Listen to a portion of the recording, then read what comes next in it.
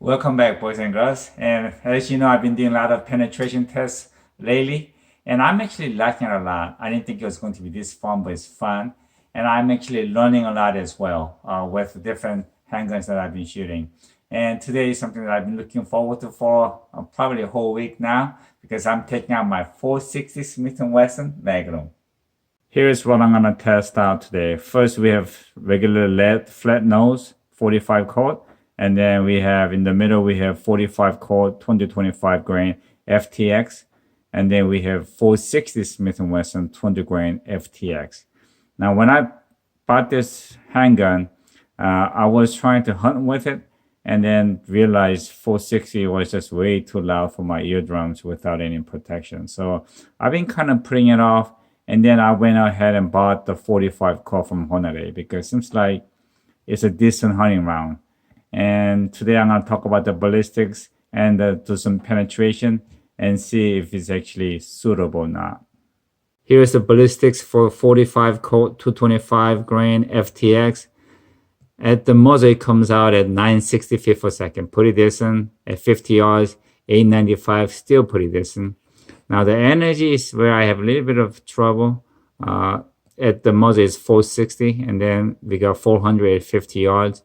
But I want to do the penetration test and see if it's suitable for shooting a smaller deer, like in the early season.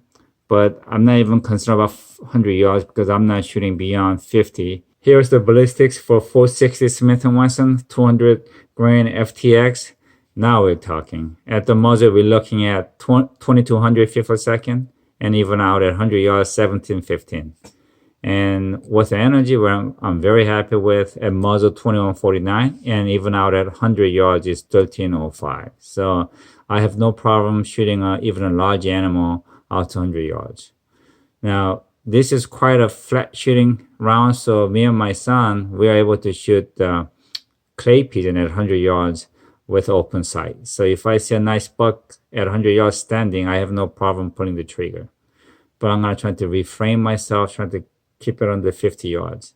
So I'm really curious about the penetration because this is quite a fat round and I'm not sure how well the FTX penetrates. So I'm really looking forward to this testing today. As always, I'm going to be shooting a 1-inch thick wooden ball. So let's go out and get some. Colt 45 lead.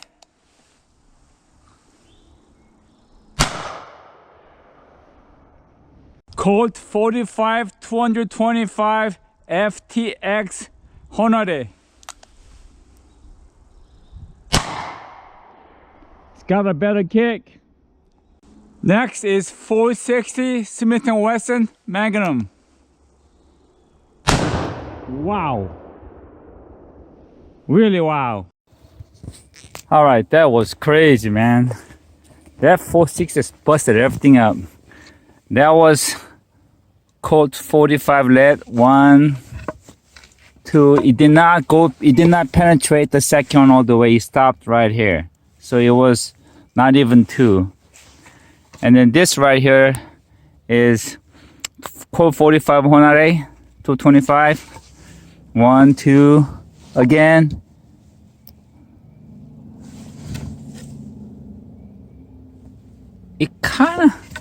It didn't make it through all the way. I don't think it did. I can't really tell right here because everything's so busted up so badly here. But I think it didn't make it to the second one. Yeah, no, it's actually stuck right here. You could see that. Yeah, right there. So it made it to the second one and went halfway through the third board. So that was pretty decent. And that right there is the 460 Smith & Wesson Magnum. 1, 2, 3, 4. That's 4, 5, 6. Wow. I don't know if you could see, but it made it to the 6th. So that was a crazy penetration. That's almost good as the 10mm hard cast. But again, that is devastating. It just busted everything up. Very surprised. Here is the bullets that I pulled out of wooden bolts, and this is 45 Colt, and it pretty much kept its original shape. didn't expand outward, but you could see this was kind of collapsing inward. I think it's because I'm shooting at the hard wooden ball, not a soft gel or soft tissue. And it didn't have enough power to really expand a lot, but I was very surprised with the penetration. It was very similar to 357 Magnum, so I'm good with it. And now with the 4.6 Smith & Wesson, now this was crazy. This thing has so much power going through it, pushing that bullet out. This thing just mangled up. And this thing penetrated a lot of bullets.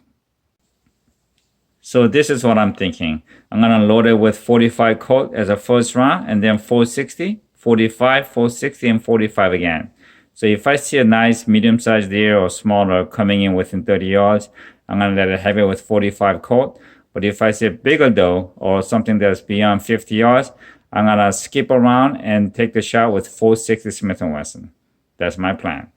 I have full confidence with 460, even with a big buffalo if I have a chance. But I think with 45 Colt with Honore, it had a similar penetration with the 357 Magnum that I did previously. So I don't think I should have any problem shooting a smaller deer during the early season, because early season here is antlerless only deer. So it has to be a doe or smaller deer. So I shouldn't have any problem pulling a trigger on a smaller deer. And lastly, like always, thank God for what you have. Enjoy your life with what you got, but mostly be smart and stay safe. See ya.